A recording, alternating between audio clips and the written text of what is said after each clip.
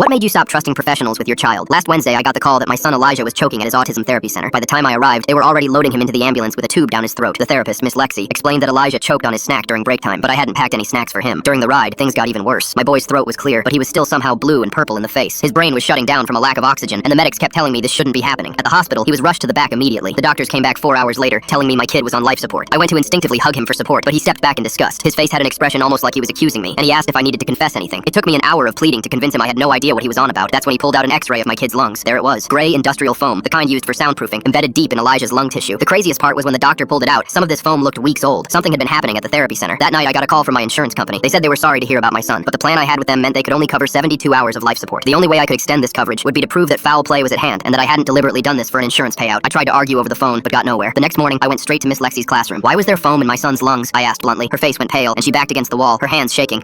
Sometimes their sensory toys break, she started stammering. This was soundproofing foam, not sensory toy foam, I responded. She stuttered something about talking to the director and excused herself for a meeting. There were other parents in the classroom dropping their kids off, and I saw fear in some of their eyes too. In the parking lot, one of the parents, Jennifer, stopped me. Is Elijah okay? My son Billy told me something yesterday. She looked around nervously. Billy says Miss Lexi brings foam blocks in her bag and takes some kids to the back room, but only the kids who stim go with her. My face went white. My son rocks and hums constantly. It's how he self-soothes. Billy says he hears crying from that room. The crying stops, but the kids don't come out for another 20 minutes. I felt sick. Another parent, Robert, overheard and joined us. My son Max came home gagging last week. Miss Lexi said he ate too fast at snack time, but Max said he never got snacks. He's been refusing to go to therapy. He won't tell me why. He just screams. I stormed back into the therapy center immediately and demanded to see the security footage from the quiet room. The director, Mrs. Wilson, folded her hands on her desk. I'm afraid that camera has been broken for months. How convenient. The room where Miss Lexi puts our kids through who knows what. The camera is broken. Mrs. Wilson shot up like she was offended. Miss Lexi is our most experienced therapist. You're overreacting to an unfortunate accident. Accident? There's old foam in my son's lungs, I yelled. She stood up. Without proof, your son just ate some foam. His kind aren't the brightest anyway. I suggest you take a look at your own parenting and maybe you'll find a pattern. Now leave before I call security. I flipped her off on my way out. 30 minutes later, I was in my car making the 90-minute drive to the state licensing board. When I got there, the woman at the desk barely looked at me. She told me to file a complaint online and I'd get a response in 6 to 8 weeks. I told her I had 3 days until they took my son off life support, and she told me to take it up with law enforcement, so I did. I made the 90-minute drive back, but Mrs. Wilson had gotten to the station before me. I saw her walking out and flashing me a grin. When I complained to the officer, he redirected me to the lady Mrs. Wilson spoke to. We know what you're doing here. I kindly suggest you leave before we put you in handcuffs for professional harassment and child endangerment. My jaw dropped. As I walked back to my car, I realized if the law wasn't going to help save my son, then screw the law. I called my best friend Jacob, who was studying law, and told him I need a favor. I need you to scare the truth out of her. That same evening, Jacob and I arrived at Miss Lexi's house with Jacob wearing his best suit, carrying a briefcase, looking like a high-powered attorney. She went pale as soon as she opened the door. Miss Lexi, I represent the Garner family. We need to discuss your options before criminal charges are filed. We stepped into her house. Her words came out broken. Cry criminal charges? Watching her face drop more and more was priceless. But Jacob didn't even directly respond. Instead, he started speaking in legal jargon that she didn't understand. By the time he was done, she understood one thing. 25 years minimum. That final sentence was all it took. Her knees buckled and she started chugging water. Actually choked on it before managing to compose herself, which was great irony. But Jacob wasn't done. Your husband is an educator. He will lose his job. His life will be ruined. Your kids will grow up hating you, wondering why mommy tortured children. Miss Lexi was sobbing now, curled on the floor. Please, Jacob pulled out his phone. I call the DA, or you can tell me exactly what you've been doing to these children. Full story on channel linked below.